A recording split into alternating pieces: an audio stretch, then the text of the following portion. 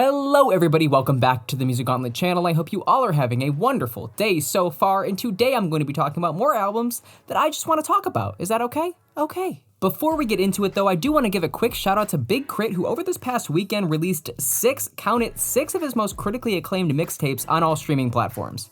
I'm sure it was no easy task getting all of these mixtapes on these streaming platforms, so I just want to give him a quick thank you because it shows a lot of respect and love for your fan base in doing so. So now you have no excuses to not check out the back catalog of Big Crit. If you want to start somewhere, my personal favorites are Return of Forever and Forever in a Day. This'll definitely hold me over until Big Sean finally decides to get Detroit on streaming platforms. And if more artists are gonna follow in their footsteps, you know, Flatbush Zombies, if you want to get Better Off Dead on the streaming platforms, that'd be great. I don't think I'd have any complaints about that. Let's go ahead and dive into the albums that I want to talk about this week. First, starting off with Dope Game Stupid by Bruiser Wolf. If you know anything about me, if it's got the Danny Brown cosign, I'ma give it a listen, for sure. Not just because Danny has a guest spot on this album, but also because Bruiser Wolf is signed to Danny's label, Bruiser Brigade Records. And that's pretty much all I and seemingly everybody else in this world know about this guy, because anywhere I look to find more out about him, it's either extremely minimal or they just openly admit that not much is out publicly about him. Yes, the album came out months ago, and yes, I just recently made my return back to YouTube, but this album wasn't put on streaming platforms for a little while, at least I didn't notice until this past week. And because of that Danny Brown association and just word of mouth talking about this project, I was really itching to hear it, but I was just a little too lazy to check out Bandcamp. And this really is just the kind of hip-hop I love. It's not anything too crazy, well, debatably what your definition of crazy is, but it's just doing something new. It's an artist that is using their vocal tone and delivery to do something different. A lot why I loved and still love Danny Brown. It's because he came onto the scene with a style that was unlike anybody I had heard. A wise man once compared the style of Bruiser Wolf to the likes of Sugar Free, which I totally get. I would also toss in E40 and the recent TJ6 as well. It's the kind of album where I didn't even know it started because it almost sounded like a spoken word intro, but that eventually kind of hit me like, oh, this is how he raps, okay. It only took me by the end of the first song to get accustomed to the way that he raps, and then after that, this was just a complete joyride from start to finish. The puns and humor this dude incorporates in his music are just off the wall. Like that same wise man I mentioned earlier in my video also said this album has quotables for days. The analogies and metaphors on this thing are witty and clever. I found myself laughing more than a handful of times across this thing. For me to laugh at music that is intended to be laughed at is pretty rare. I hit your bitch by mistake, that's a freak accident. Dude, come on, that's hilarious. Even then though, this whole album isn't based off the premise of trying to be a comedy album. It's just Bruiser Wolf being skilled enough to look at his rough upbringing and have a comedic outlook on it. Yes, he delivers his lyrics in a very humorous manner, but it doesn't disguise the fact that at the end of the day, he's trying to inform you that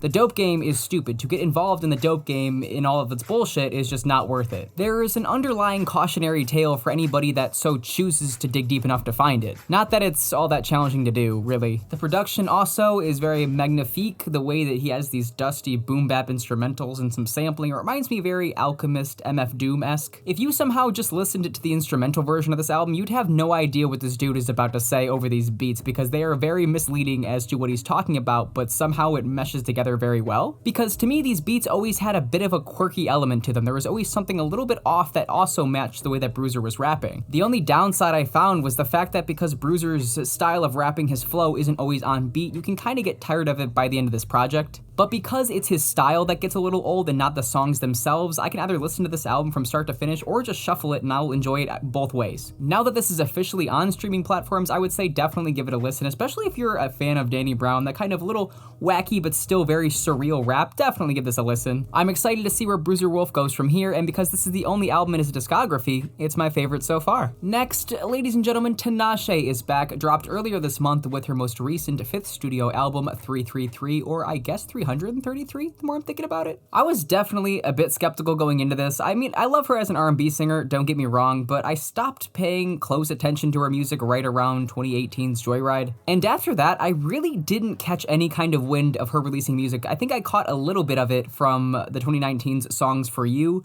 but her 2020 project, Comfort and Joy, I didn't even know that existed. So this was a lot more of an intrigue to listen, like how does Tinashe sound now? Has she gotten better? Is it just kind of okay? Is it about the same? And I was was honestly very impressed by this project. Yes, it's getting some press, I'm seeing it promoted, but like now that her album cycle's over, like the week of it is over, I'm not seeing anybody talking about it when they really should. This was a very, very solid R&B record. Not my fave, but definitely beyond the bar of quality that I was expecting. I loved hearing the variety of production on this album. I think that was my issue with her projects before, is they were very silky and smooth, but they kept that idea throughout the whole album, didn't really switch it up. I remember getting very hard Janae Aiko vibes from her earlier work, so I'm glad she's very much coming into her own sound these days. And here, yes, you do have that silkiness, but it almost feels more grand, more atmospheric. Instead of it being just yet another R&B singer going about her merry way making another album to cut a check, it sounded like she really cared about attention to detail and trapping you and sucking you into the atmosphere of this album. There's also some dance pop on here, like Undo, Back to My Heart, that I was not expecting to go over so well. Like, I would listen to this song 10 times over before I went back to the entire Planet Her. Sorry, just saying. You have sexy moments like X, you have very intimate and close to her heart moments like Angels, which is hands down one of my favorite tracks on here. I just thought this was an extremely well-balanced album. Tinashe does not let you down by any means on the vocal side of things, and you can really hear her pour her heart out into some of these songs. You could have definitely taken some of these songs out of the track listing and made it more of a tight, compact listen. Bouncin', for one, comes to mind. It seemed to be a track that just kind of meandered. She didn't need an overarching concept to really tie this album together, but the way the album was sequenced and the way it sounded, it almost felt like there should have been one. I just very much got the vibe that there was some kind of story and relayed message that Tinashe was trying to tell, but it wasn't one that was going to be able to be stretched out into 16 songs, and thus there's a lot of downtime. But not so much where this album becomes a slog. Like I said, while I don't think this is gonna go down as my favorite R&B project from the year, it still is nice hearing Tinashe put a lot of care and love into her art. And there's definitely a handful of songs for different moods that I'm gonna be returning to from this album. As far as where this album ranks amongst the rest of her catalog, I'm gonna have to go ahead and say that Joyride is my least favorite project, and then we're gonna have to go... It's hard, because Aquarius had Far Side of the Moon on it, though. Ooh. Alright. We're gonna go Joyride in last, then Songs for You, then Joyride, then Aquarius. I didn't realize I liked Aquarius that much. It was a really good album. I just didn't think it was the best. I haven't heard Comfort and Joy yet, like I said. But wow. Okay. Lastly, we gotta talk about the man on fire and the cold-blooded dope dealer himself, the Alchemist and Boldy James, with their most recent project, Bo Jackson. What do you want me to say? This album isn't good with the talent involved? That this project didn't come out to be one of the best projects, best hip-hop projects of this year? Yeah, okay. If you heard The Price at Tia China at the beginning of 2020, their first collaborative effort together, you already know this is gonna be some good-ass shit. I, like most people, was not aware of Boldy James' previous work before The Price of Tea in China, but man, even checking that out, The Alchemist just brings the best out of him. I do think nowadays his projects can stand on their own a lot more, like the Versace tape and Real Bad Boldy, but we already know just this year alone from Haram and the more slept-on Cover Coupe, The Alchemist just crafts projects like no other. He gives Boldy James the perfect grimy and gritty landscape just to talk his shit, talk about the street, and again, the impressiveness from Boldy somehow making it sound fresh despite it being topics that he's covered before. He has the hunger in his delivery like it's the first time he's ever addressed these topics, and he's also coming at it from the angle like,